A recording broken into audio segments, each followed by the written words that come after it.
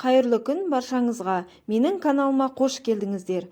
Бүгін сіздермен өте нәзік, үлбіреп тұратын, ауызға салса еритін бананды сметаник дайындаймыз. Достар, менің қазақша каналымды қолдап, лүпіл басып, пікір қалдырып, каналыма тіркелуді ұмытпаңыздар. Алдағы уақытта үй жағдайында тез дайындалатын қолжетімді рецепттер шығып отырады. Пирогтың қамырын жасауға қажетті заттар: ұн, құмшекер, сары май, жұмыртқа, қамыр қопсытқыш, какао. Ұнымызға қамыр қопсытқыш какаоны араластырып аламыз. Үстінен қантты салып, тағы бір араластырып жібереміз. Және бөлме температурасында тұрған сары майды салып, қолмен араластыра отырып, крошка жасаймыз.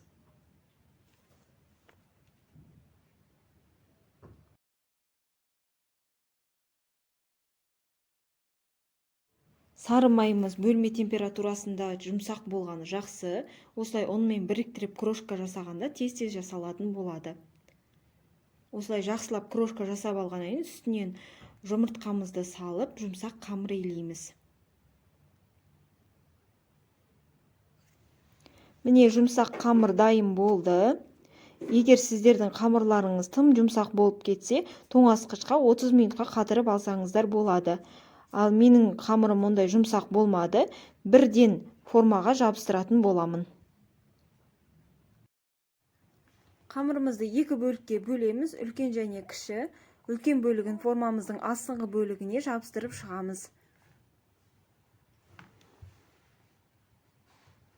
Және кіші бөлігін алып, форманың шет-шеттеріне жабыстырамыз бортик ретінде.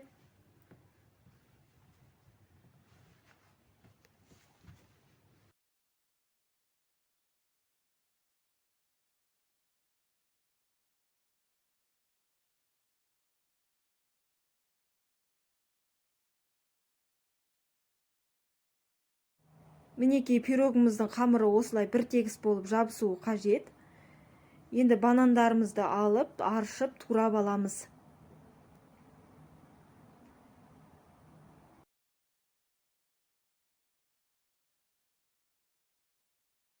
Пирогтың салмасын дайындаймыз. Қаймақ, құмшекер саламыз,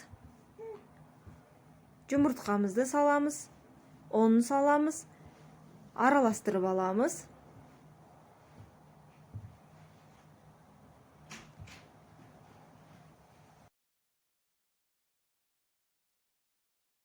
Қамыры жабыстырылған формамызға кесілген банандарымызды орналастырып шығамыз.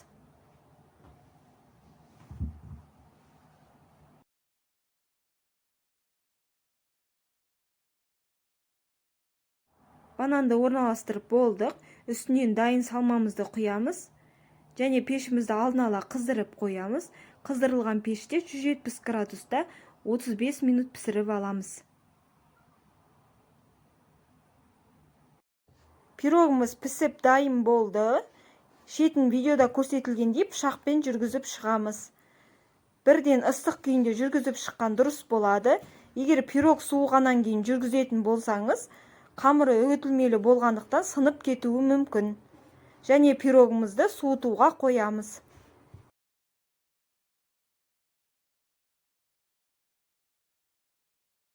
Сұйық май мен шоколадты араластырып, пештің төменгі қызуында ерітіп аламыз. Шоколадымыз ери бастағанда пешімізді өшіріп, өзінің ыстығында үнемі араластыра отырып, ерітіп жібереміз. Және суытуға қойып қоямыз. Пирогымыз дайын болды. Және мен оны 1 сағаттай суытып алдым. Үстінен ерітілген шоколадымызды видеодағындай жүргізіп шығамыз.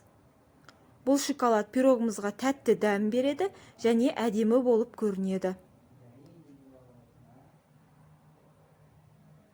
Шоколадты жүргізіп алғаннан кейін тоңазытқышта қойып қойсаңыздар, шоколады қатып, өте әдемі болады.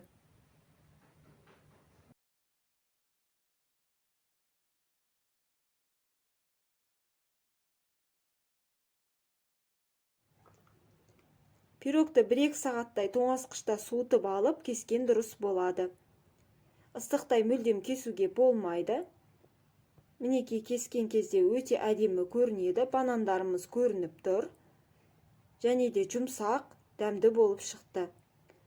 Сіздерге де жасап көруге кеңес беремін. Қонақтарыңызға бірден ұнайтынына сенімдімін. Достар, видеоны соңына дейін тамашалап, менімен бірге болғандарыңызға рахмет. Видео ұнаса лүпіл басып, пікір қалдыруды ұмытпаңыздар.